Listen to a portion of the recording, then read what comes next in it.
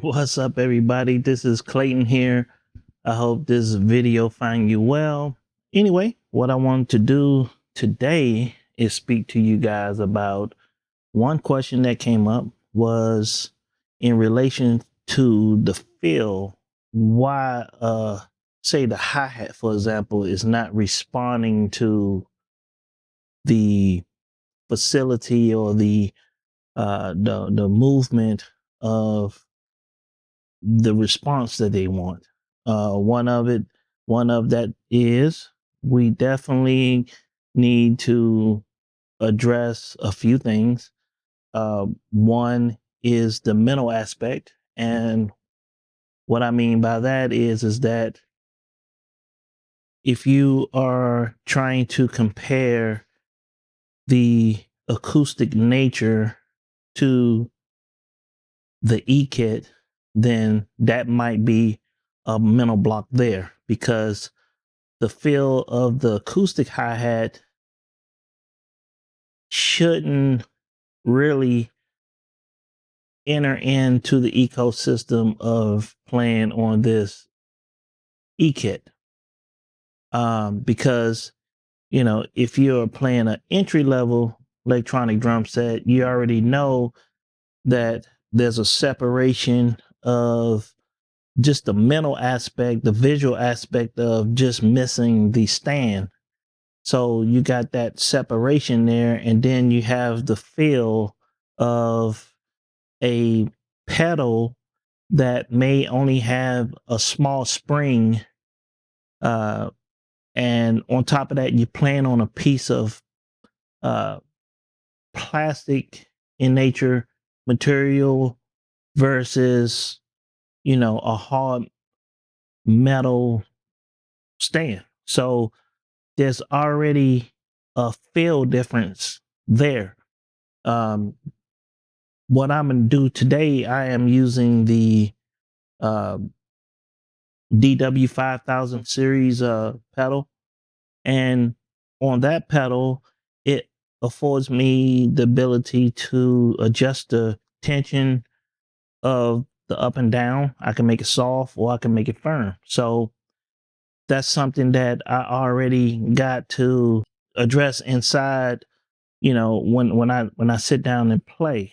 Um, One other thing that I need to do is, now that I have taken away the acoustic and I have put the rubber uh 14-inch Elise's hi-hat on there, there's a rubber nature, and I also have to adjust the movement of how it feels in relations to this setup here, right?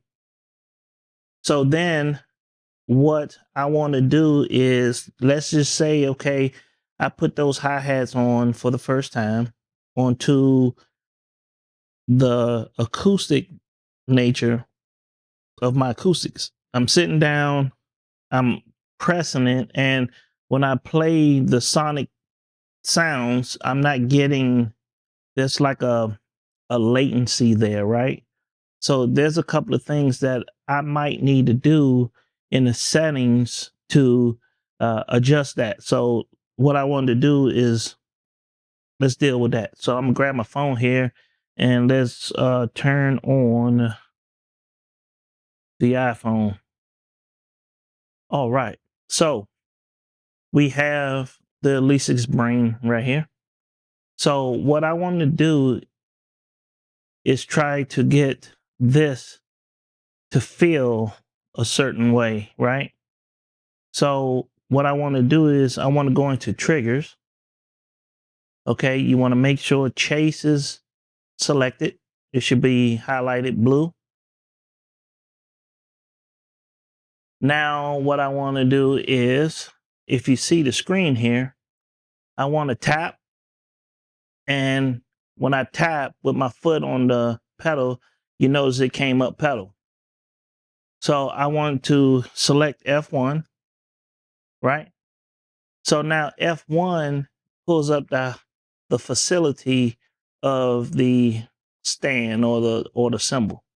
So I have all these options. So like if I want the the splash with my foot like this, then I will adjust also foot sensitivity, and then you got the offset. The offset is where you're going to uh if you're dealing with, like one person mentioned, the up and down nature, right?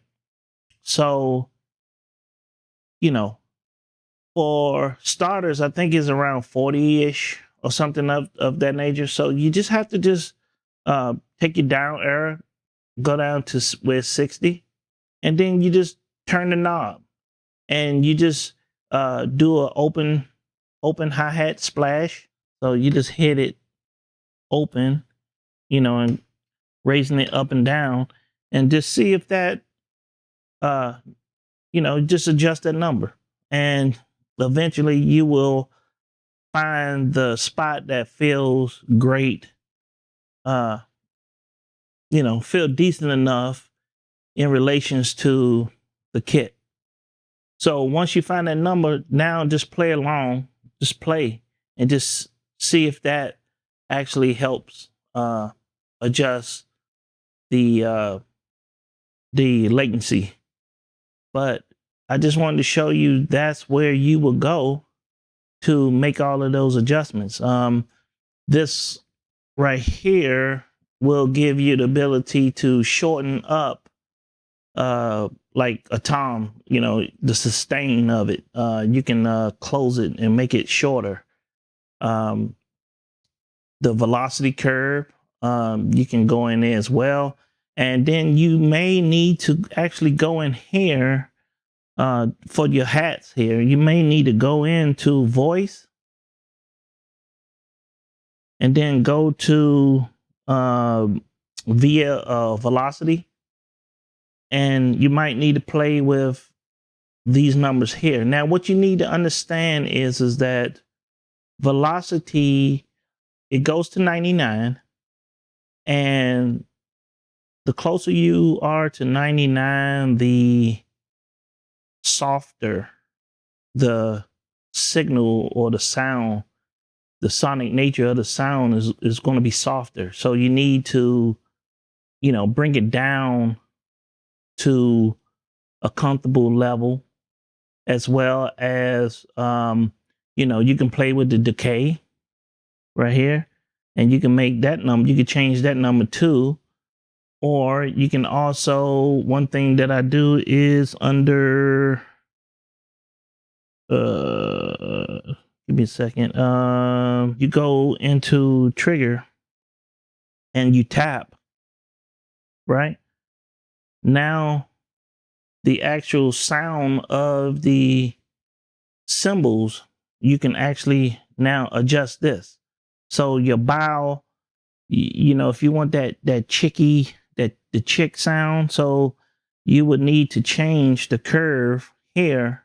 Also, you may want to adjust the sensitivity, and then the threshold is kind of more like a gate, meaning like you can make this trigger only on hard notes.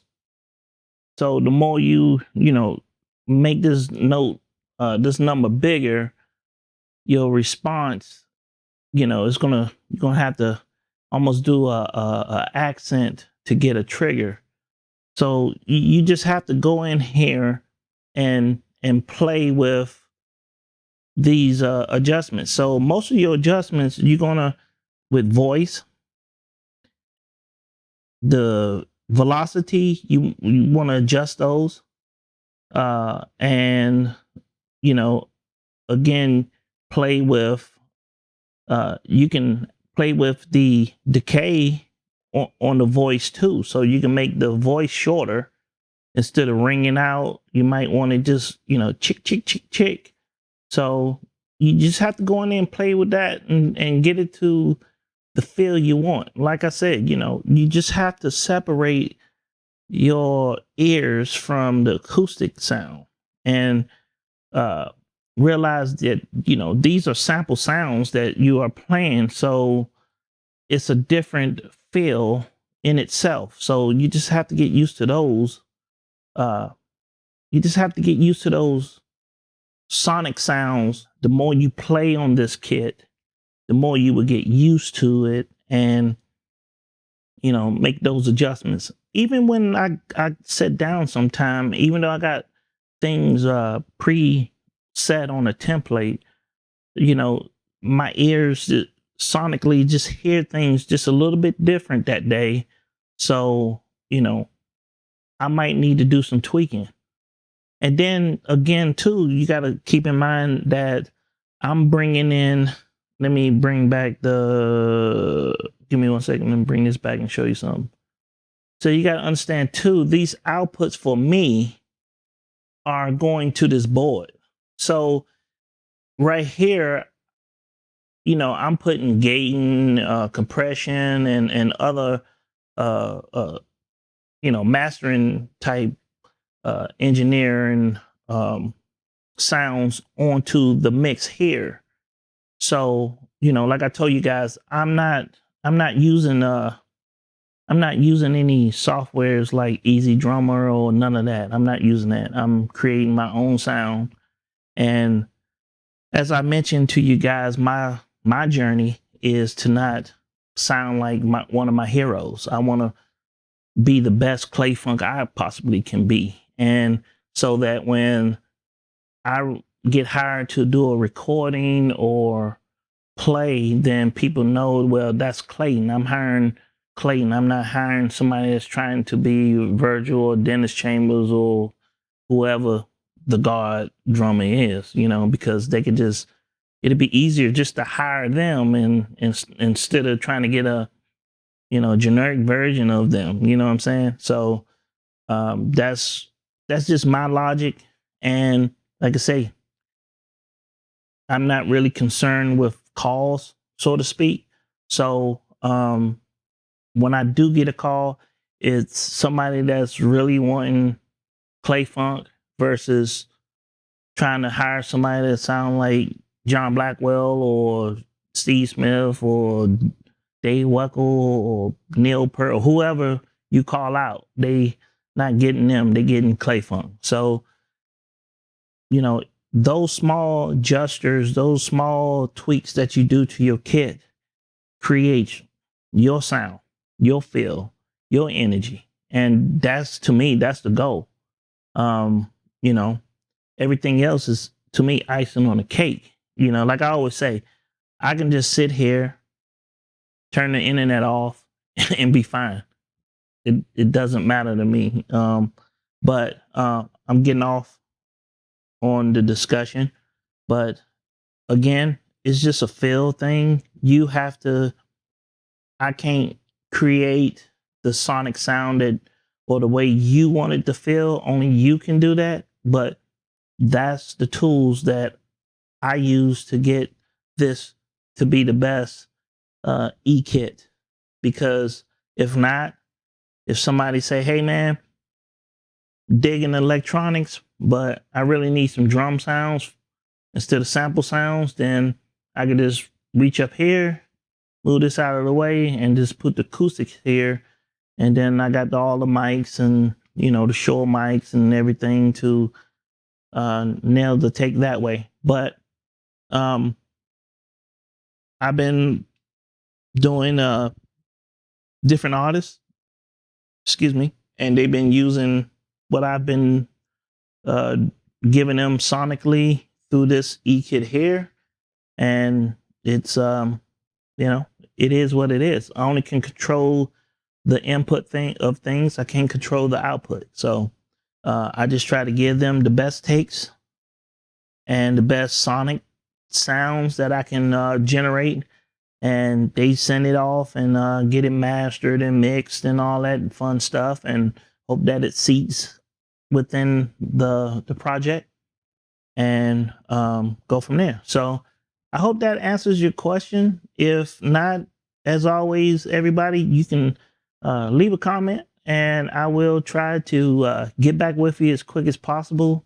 There's a lot of things going on behind the scenes personally, and stuff like that. But I will, try my best to reach out. All right. This is Clayton here. I hope that helped you. If you like what I am doing, look, one other thing that I want to quickly say to you guys is that, look, I got like 99.2% of the people stopping by. And if each of you would just hit that subscribe button, it would boost this channel up a lot more and open a lot more, and make room. And just that simple click of the button, and liking the video. Yeah, I don't really care if you like the videos. You can check yes or no, the up or down there. That don't really bother me. So, because at the end of the day, I only can just give you my opinions, and it's up to you. I'm just trying to give you the tools. So, but you can help me that way. And also, you're more than welcome to please stop by my website. And if you feel led to donate, you can donate there. And we can it'll help me. And basically what I will do is use those funds or whatever to get more gear and present it to you guys, and again, be a coach, mentor, or answer your questions. But that's where we are. So we appreciate you guys. Y'all take care out there. Peace.